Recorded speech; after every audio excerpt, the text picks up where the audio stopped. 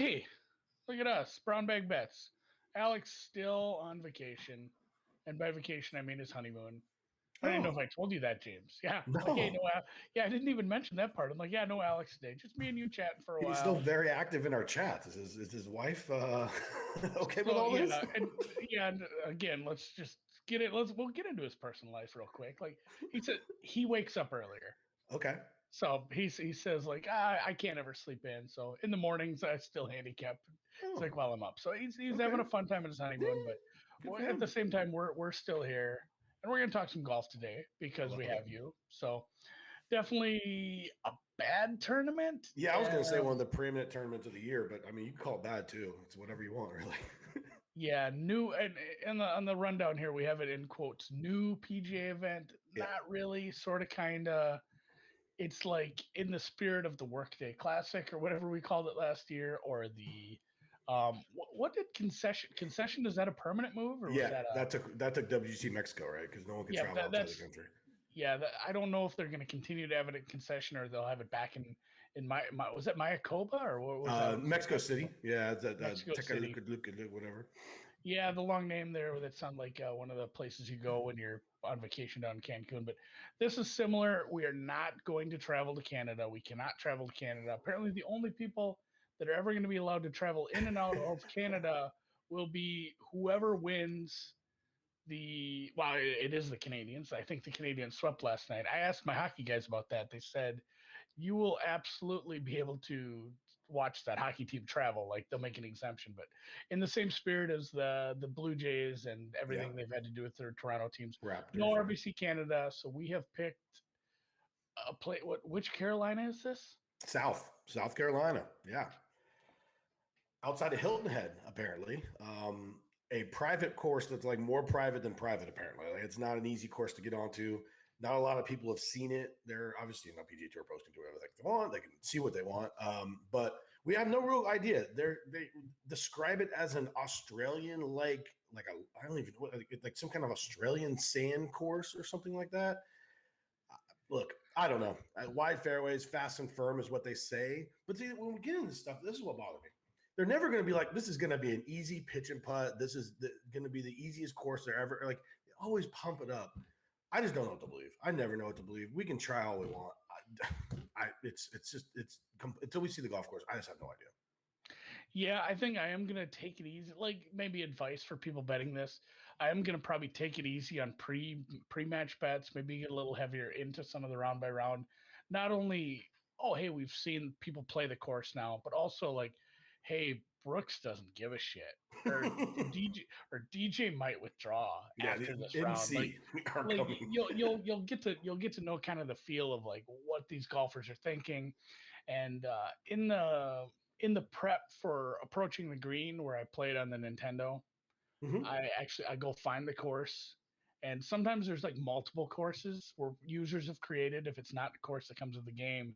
And I'll pull up a map of the course online and then play it and then double check the holes and do some due diligence just to make Yeah. sure it's not some shithead made some course that nothing like it. And I went and looked at this one and I actually studied the map for a while because it's like you said, this Australian style, and I've seen that comp over and over. So What does much that mean? sand.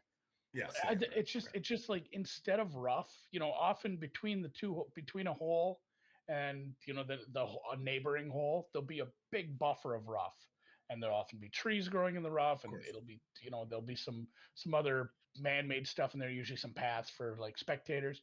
None of that. Like no, there is no rough at this course. Yeah, It's going to be it's fairway and sand, right? giant sand. Like there's Yeah. going to be these huge swaths of sand, and similar to was it RBC or where were we playing where the announcers kept screwing up and calling them bunkers and they can't call them bunkers because it's Oh, I mean, essentially well, the waste area. the PGA Championship wasn't that Oh kind yeah, of because that was they could ground them. yeah, that was the on the island there. Yeah, Kiwa, so yeah. Kiwa. So similar to that, that's what I read too. They're going to be able to ground That in helps any a of these lot. bunkers, which are not bunkers, they're just waste areas. So Waste areas. I There you go. I don't know, like, did you take anything weird into account for this? I just kind of looked at, hey, driving distance and accuracy. There's a bit of a longer course on a 71, but at the same time, I'm not going nuts on this to start. I'm going to get more into the day-by-day stuff, I think. I don't know. What did you weight heavily for this? So the thing is I think this is a discussion in golf handicapping in general. Week to week, this is kind of a decision. How much are we weighing what we call course fit, right? What your skill set is and what we think the course is going to play like. Is that really important? Now, when I first started handicapping golf, I must say I thought it was very important. As I handicap golf more and more and more, I find it less and less and less important. I mean, you have like Bermuda specialists, you have POA specialists, like you have, Bent Green specialists, you have West Coast specialists, you have Carolina, like all this stuff. And like, these guys are just really good at golf. And, for anyone who's new into handicapping golf and maybe you don't know how all the courses are playing, there's obviously plenty of information out there, but I think you could do pretty well just taking pure form numbers, like just strokes gained total. And you can, weigh it out however you want, whether you want to, weigh short term more than middle term, more than long term. Maybe you want more long term. That's up to you and what you want to do. But a lot of times when we get into these golf courses that we don't really know about, and we just peel it back and we just find the guys who are playing good golf and make some numbers on those guys and then compare it to the market. I find myself doing really well, especially in the head-to-heads, just with a little simpler approach. And I know a lot of guys who just do that. I mean, that's and they do a really good job. So, I think we do get too caught up in and it's just easy talking points, right? Like, oh, this is going to play this way. This is going to play this way. So it allows us to, BS with each other for hours when we have to create content. But in reality, just give me a guy who's hitting the ball well, right? Give me a guy who's been scoring for the last month, 2 months. I think you can take that guy and put him almost anywhere and he's going to be successful. So, what I did this week, I'm just going by mostly form stuff. And then I like to add ball striking. That's my favorite thing because I know if guys can get it going with the ball striking, either off the tee or with their irons, all you got to do is make some putts and you're going to compete. So I pulled it back and I'm focusing mostly on, short, midterm and long-term form. Yeah, for sure. And I've done something with that where I've taken some of those kind of just like James brought up. I've taken a longer term form number in a few different stats, weighted it, averaged it, and then a medium term and then a short term. And I look for some guys where that line is at least ticking up a little. Yeah. Where it's like, okay, they're ascending, or at least, and you can do the opposite too if you're looking for guys to fade. Like, hey, over the last 6 months they've played this way, but over the last 3 months it's been worse, and over the last month it's been even worse. Like, where you have a definite descending line as far as form. Like, I think you're right there. And if you want to do anything, take we could grab Australian golfers, but none of the good Australian golfers are here. Like this, who are you gonna bet on here for the Aussies? Like there's a couple guys that might be worth some looks in the out or the head to heads, but man, for some of these outrights, like I'm not getting involved in some of this at all. Well, Andy, there's 3 strikes against this week, right? Not only do we not know the golf course, there looks like there's impeding weather to where they might not even. This is going to be a weird weather week. There's going to be storms that are messing this up, which on the top of being right before the U.S. Open, like. What are we getting here? Like, we have no idea who's gonna want to even be here, especially the guys who already have their ticket punched, right? So, we saw Brooks miss a cut, at that Craig Ranch dad bod golf tournament, and then basically get second at the PGA. So, with the top guys, we're taking nothing from this. This is for the guys who are trying to get that tier exemption because they're going to be able to play this golf course, right? They're going to be able to play PGA tournament. Well, not only that, but you just had some of these people playing up in Columbus. Yeah. Who have now qualified. So, I mean, there's some information out there. Definitely look at that. People who just qualified for the U.S. Open like today. Yeah. There's going to be some people that might not be super motivated to play in this tournament. They might be looking to, show up, give an effort, but maybe go home. Slam the trunk, get on the PJ. Yep. Well, not only that, but this is in the Carolinas. Yeah. The U.S. Open is definitely closer to you. It's a long haul. I wouldn't if I just qualified and I'm looking to play well there, I'm not looking to play all 4 days here. So maybe look at that too with some of the miss the cut stuff. And you talk about the top of the board. It's what? Who's who? It's DJ and it's DJ and Brooksy, and then it really drops. And we can't call him Brooksy. He's not listening. But like when Tyrrell Hatton and Matt Fitzpatrick are 12-1. Things are looking rough from a a field perspective, like how far down are you willing to go on this if you had to tickle some small outrights? Because it does feel like somebody long's winning, but there's 150 people. Like I'm not getting too nuts on this at all. Very small bets for outrights this for week. sure. Outrights are going to be a lot smaller. There are a couple guys that I'm interested in. Honestly, there are books out there that offer a field bet, and if you just take that and run, you're probably getting to a sweat on Sunday. That's really what we're here for, the outrights, right? I like Patton Kizzire a lot in this spot. I'm looking at him anywhere from like 30 to 25 to 45 at some shops. A guy who's played well recently. He has back-to-back thirds, missed a cut last week at Memorial, but missed it, relatively on the number. He's been putting really well, and this is a two-time winner on tour. He won back-to-back in the swing season a few years ago. Looks to be rounding back into form that we saw from that time frame. Not a great drive of the golf ball, but if this is going to play fast and firm, I'm not sure you need to be, like it says, we don't really know this, obviously. You might be able to get some extra distance, I guess. So Kizzire and, I guess Luke List, I don't know. I have some value on him. But then when you look at it, he's missed 2 straight cuts, a bomber. If you want to take like he knows the course angle, he has the course record here, whatever that means. Ryan Palmer has the course record. Colonial misses the damn cut every single year, so who cares?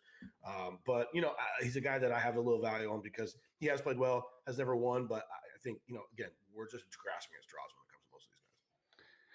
Yeah, I will. I'll be taking it very easy. If I find anybody's value, I'm probably just going to play quite a few more top 20 bets than I normally would. I played like 2 last week. One of them even hit 3-1. I was surprised I didn't get dead heated based on how many people were tied for 18th, but they gave me the full payout on 3-1 on Gooch, I think it was. So a lot more top 20s for me this week, and probably looking forward to 2 weeks from now where we have. Do you get into the head-to-heads? Because I think the head-to-head market here is a little more exciting for me.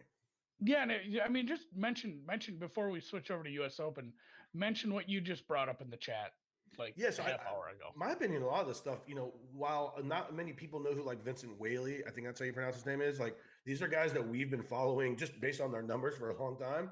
And so when we get into tournaments where the top of the market looks like it does in terms of Brooks, DJ, and just more or less a bunch of nobodies, they're not necessarily nobodies to us nerds who do this every single week, who are handicapping full fields, and we see all the guys. So I don't feel like the books have the ability to make as good of numbers on these guys as they do on the Brysons, the JTs, the top of the market, the top 50, top 100 guys in the world. So if we can come up with some, make some good numbers on these lower inch guys, and I like my ability to do so, I think I can find a lot more value in the full tournament head-to-heads. I typically do way better with the guys who are, you don't know who they are if you're an average golf fan than I do at, just trying to find, a winner with, 2 of the top 5 guys in the world. So for me, I'll dig a lot deeper in the full tournament head-to-head stuff in this one. Yeah, that's my head-to-heads rarely have big names in them. Yeah. And this week will definitely not be any change there. There's no big, figure out who the hell they are. There's no big names. I mean, DJ, I'm surprised DJ is still playing at this point. I guess whatever. There's still time to WD. There is. Yeah, it is only Tuesday afternoon. So real quick, US Open. Better names here.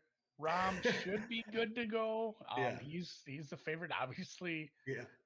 Form is there. He's playing very well. Bryson, DJ, Brooks, Rory, Jordan, JT, Xander, Tony, all about 20-1 or worse, somewhere in the 15 to 20-1 range. And then Colin, Patrick just won, Victor, Hideki. I mean, you have the who's who. It's a major.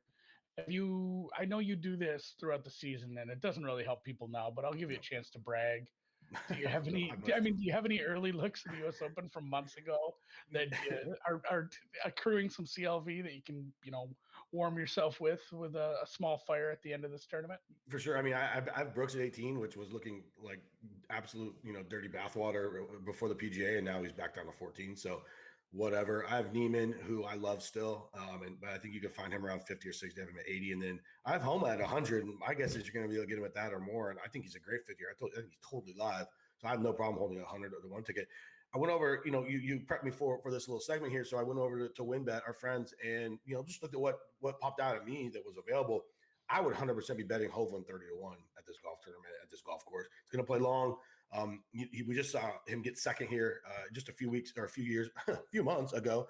And they say that they set that golf course up to play, somewhat similar to what we're going to see here in June. Different conditions. I would say it's going to play harder, but he has a perfect U.S. Open game. I mean, he's long, he's straight, and he strikes his irons. Like that's great for any golf course, but for the U.S. Open especially, we've seen that kind of player be successful year in and year out at what the USGA sets up. So hopefully it'll be my first click in that.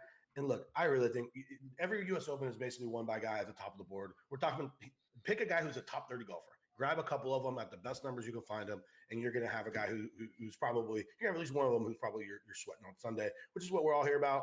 But generally, it's going to be an elite guy. That's just the way it is. Yeah, I don't think, well, it's not like it was a U.S. Open either, but the day is, I don't think we'll ever see another Keegan major. No. Somebody just flying out of nowhere and doing one of those. It will be something super unique. Too many good odds are, I have up on the screen here, I have the Ram through Matsuyama. There's a decent chance it's somebody that falls in that range. So, all right, and we'll get into more of that next week. I will play Torrey Pines next week. That is one of my greatest challenges on Nintendo. I don't even think I'll have to go hunt that one down. That one should be easy to find. Otherwise, we'll just kind of hope and pray on Congaree. Is that how we're saying it? Yeah, I guess. Congaree. I don't know. I'm gonna have to actually watch like some Golf Channel and hear them say it. Although, and not only that, but some of these matchups that I've been playing. And Jeff in the chat says Tony Finau gets his win at Torrey. That would be funny if he was constantly bridesmaid and he actually broke his maiden here at a U.S. Open. Look, I might bet him. Just his biggest flaw is his putting, and Torrey is the most impossible place to putt on tour. So for every guy, so if it's ever going to be anywhere, that's a good spot for him. And if you do bet Tony Finau outright, do make sure to place a little bit on top 5 as well. Yes. It'll make you feel a lot better once you get to Sunday. So, all right, James, well, I'll let you go. I'll probably talk to you later. Honestly, we're going to talk a bunch of golf all day, me and you. But we will, where can people find you if they want to see some more of this golf content? Especially, like you said, you bet some of these majors way early. They got to follow you on Twitter. It's right there below your name, @JMassJD. What else are you doing this week? This week, we have obviously a Matchbook pod. Next week's a brand new pod that we're unveiling with Old Gordon Bet US. We're going to be doing just some different stuff there, and obviously the For Profit podcast has been on a little hiatus. I think we're going to have to bring it back to Torrey Pines. Oh, for sure. Yeah. So, all right, definitely follow James at @JMassJD for all his thoughts and whining during the tournament. Kicks off not too long. Like we'll be it's East Coast golf too, so it's nice and early. It's the best. I know. And Torrey drives me nuts. Although it does offer you the ability to wake up early and still get some round bets in, because I'll wake up and be like, oh man, golf doesn't start for like 4 hours. I can add to my thing. So Garrick Higo, Dan says, yeah, I might have him. I have him. Everybody loves that guy. Boy, yeah. Okay. Hard to hate on him. So, all right, thanks, James. We'll talk to you later. Have a good one. Appreciate it. All right, that brings me to the NBA, which didn't go so well last night. The blowout kind of killed my over. Thanks for nothing, Milwaukee Bucks. Honestly, my Nets did enough of a job there to get things done. Nets scored like $125, still couldn't get there. Tonight, just one. Alex from the road, dispatches from the road, just the Jazz -4. Oh, this is something we kind of talked about all week or all month. Is like, are the fully healthy Jazz the best team in the West now? And honestly, this number, I mean, this is a fair number, I suppose, but Alex showing a little value on Jazz. Hopefully we get back on the right side of things there.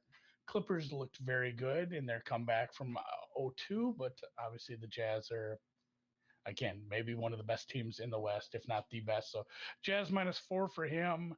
I might tickle a little bit of, just because I'm reading all the ref stuff now on the game. And this is probably the reason Alex won't bet it, because he is actually a big Sixers fan. But if I'm adding a small bet, it might be Sixers, whatever the number is, 5.5, 6, just because they did bring in like the Tony Brothers crew.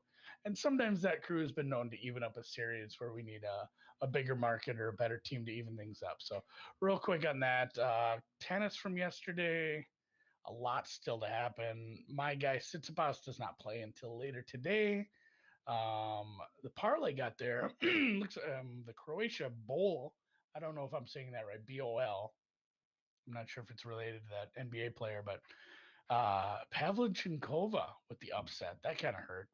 I didn't like that. So 1-1 on the tennis yesterday. with the Murtaza Bara parlay coming through. Nothing for tonight, but I'm sure if Alex does put any tennis up, you can follow him on BETSPERTS at Alex Christenson, and of course his Twitter at _noops. I did DM him. I hate doing this to him on his honeymoon. Just like, hey, do you have any tennis? Nothing today, but Nottingham and Bowl are going to be getting a little further into weight, so there'll be more matches to be handicapped. Hopefully, he has something later this week. Otherwise, a good thank you at the end to our friends at WinBet, where you still get your $500 risk-free bet when you sign up for a new account in any of the states they are offering things. Links are in the pinned tweet at Brownbag Bets on Twitter. I'm Andy Molitor at AndyMSFW. Like, subscribe, rate, thank you, thumbs up, and all that. Especially if you're in the YouTube, give me a thumbs up. Thanks for the comments and questions today. And yes, if you are so inclined to bet on the Euros, which start this weekend, deep dive, special time because of the international flair of our guest. We will be on at 3 Eastern, 2 Central, noon Pacific with a guest this afternoon talking Euros. Hit us up at Deep Dive Pod if you have any questions. You can just tweet us there or get into the chat on there and definitely ask some questions. I think we got a bunch of good ones lined up, but definitely anything you guys have, hit me with that, and we will try to get that in to our guest. And with that, we'll be back tomorrow. Special Baseball Friday on a Wednesday. We'll catch you tomorrow for some Frank Brank.